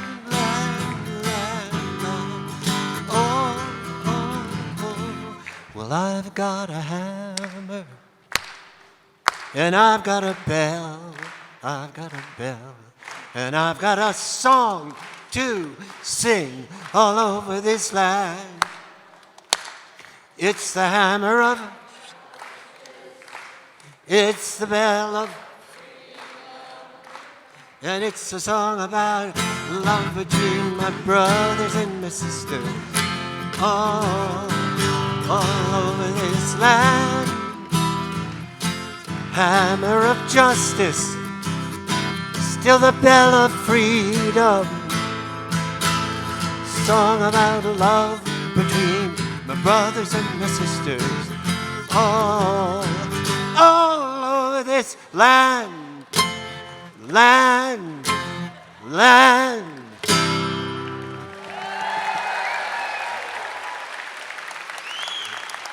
Thank you.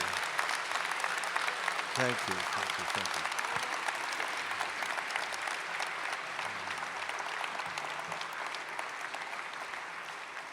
So David, a little more volume. Keep it up there. Please, even if I scream, I'll get off mic. I can hear it well. A little more, please, David, my brother. Thank you. Okay, that's what I need. Okay. Look, I want you to know something very important. Because Puff the Magic Dragon is Jewish. I mean, let's get real. I mean, where does the schmaltz come from, right? Puff the Magic Dragon lived by the sea and frolicked in the autumn mist in a land called Honolulu. Little Jackie Paper loved that rascal Puff and wrought in strings and sealing wax, and all the fancy stuff. Sing it now, oh, Puff. Lived by the sea and frolicked in the autumn mist in a land called Honolulu. Oh, Puff, the magic dragon, lived by the sea and frolicked in the autumn mist in a land called Honolulu. Skipping to the end, a dragon lives forever, but not so little girls and boys. Painted wings and giants' rings make way for other toys, mister. Noble kings and princes would bow whene'er they came. Pirate ships, when Puff roared out his name. Oh, Puff, the magic lived by the sea, frolicked in and frolicked in the autumn mist in a land called Honolulu. Oi! Puff, the magic dragon, lived by the sea and frolicked in the autumn mist in a land called Honolulu.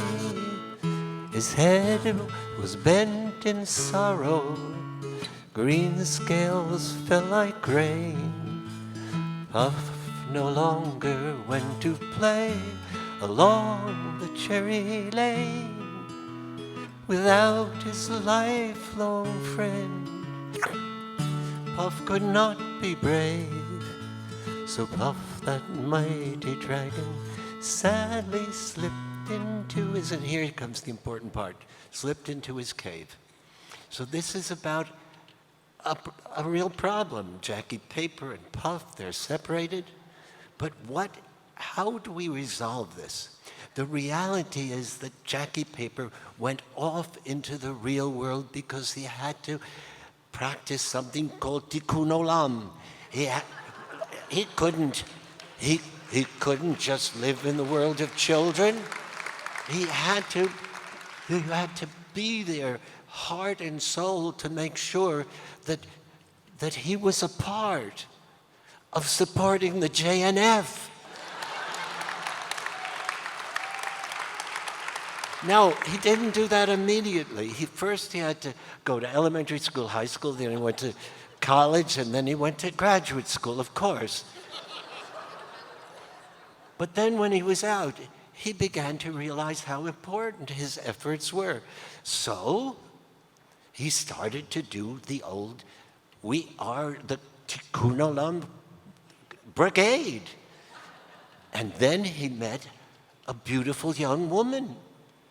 And she and he had a child. And one day the child came and said, Daddy and Mommy, I need to see Puff because the kids are making fun of me in school. And he said, why? Because you named me Sandy. What's the matter with the name Sandy? said Jackie. Sandy Paper, they're making fun of me. Scratch, scratch, scratch. Oh, sweetheart, you have to go and see Puff. So that's what she did. And there was Puff. And she went to sleep at night, and when she saw Puff, Puff said, Jackie, she said, no, that's my dad, I just look like him. So Puff said, does Jackie ever speak of me? And indeed, this little girl, Sandy, said, he speaks of you. He loves you so much. He never forgot you. And so they played. Now, what is the lesson from all this? Number one, girls can go to Honolulu.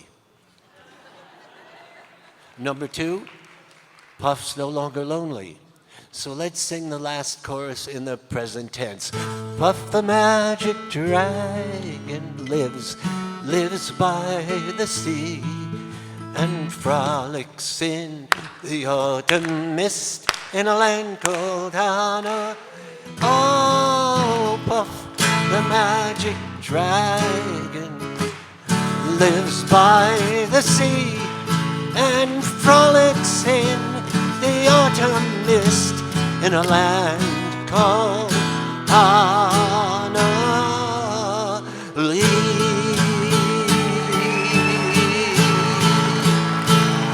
Okay, one chorus of Light One Candle. One chorus of Light One Candle.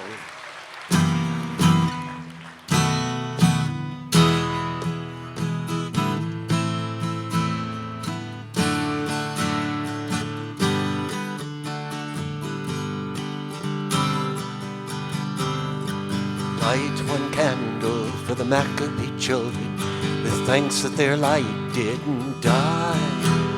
Light one candle for the pain they endured when the right to exist was denied. Light one candle for the terrible sacrifice justice and freedom demand.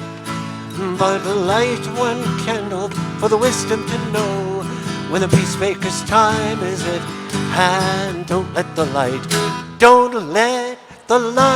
out. It's lasted for so many years. Don't let the light go out. Let it shine through our love and one more time. Don't let the light go out. It's lasted for so many. Don't let the light go out. Don't let the light go out. Let it shine through our love and our tears. Don't let the light go out.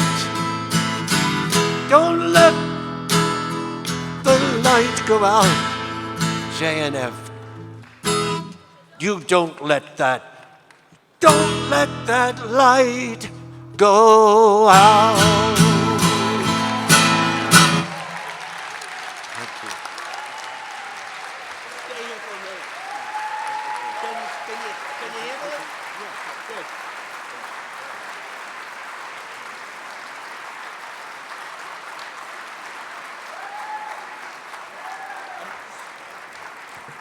You know, we have a lot of affinity groups in the Jewish National Fund, and I think today we should start a new one called the Jewish National Fund Singers, and I propose to bring Peter Yarrow in as our first honorary inductee, and we should go search the globe for other Jewish singers to participate in our conference every year.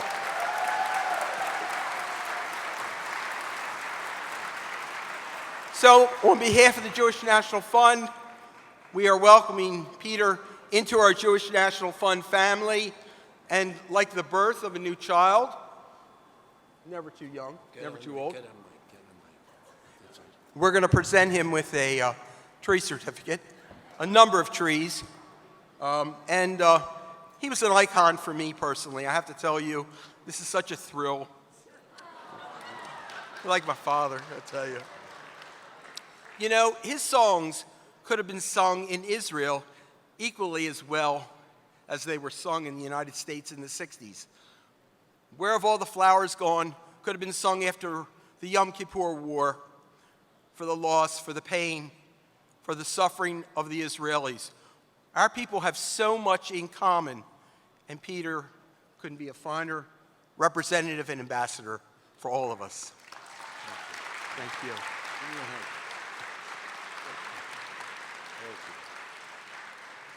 Thank you. I am very honored to be with you and very moved. This has been most meaningful to me. Thank you.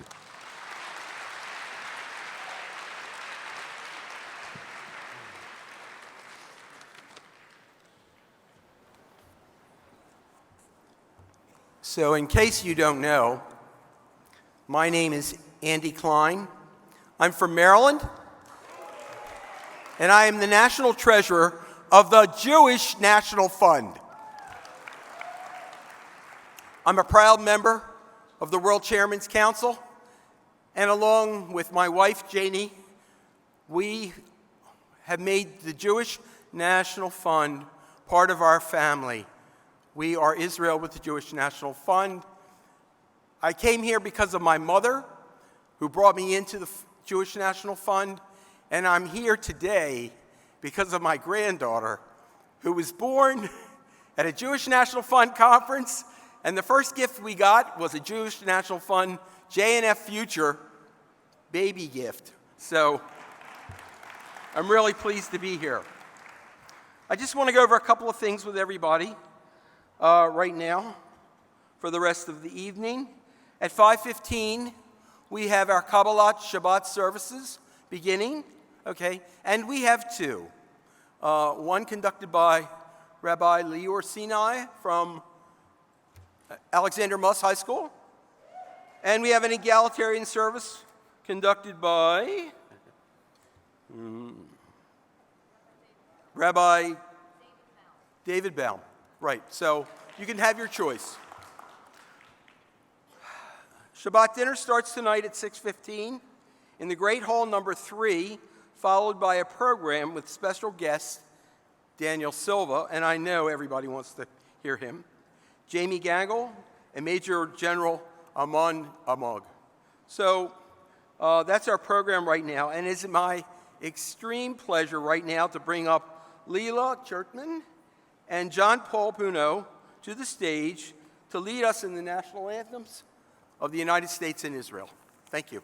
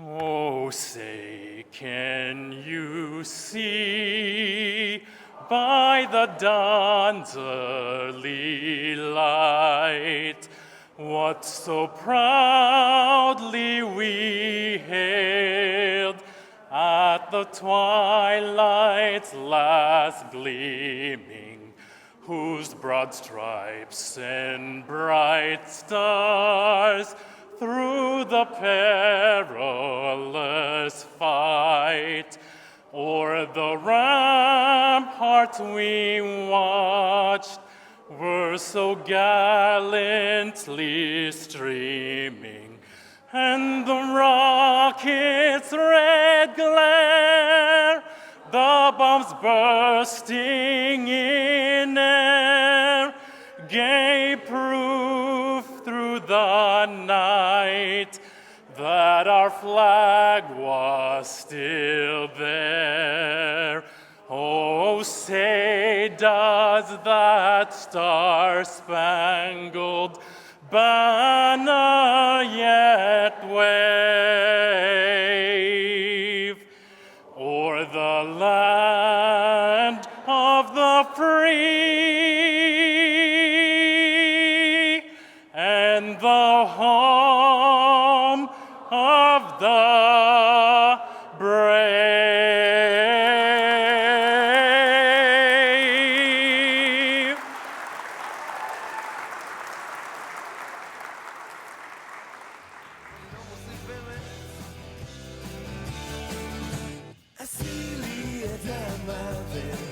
Ladies and gentlemen, thank you for your participation, and please enjoy your evening. Shabbat Shalom. עשי לי את המים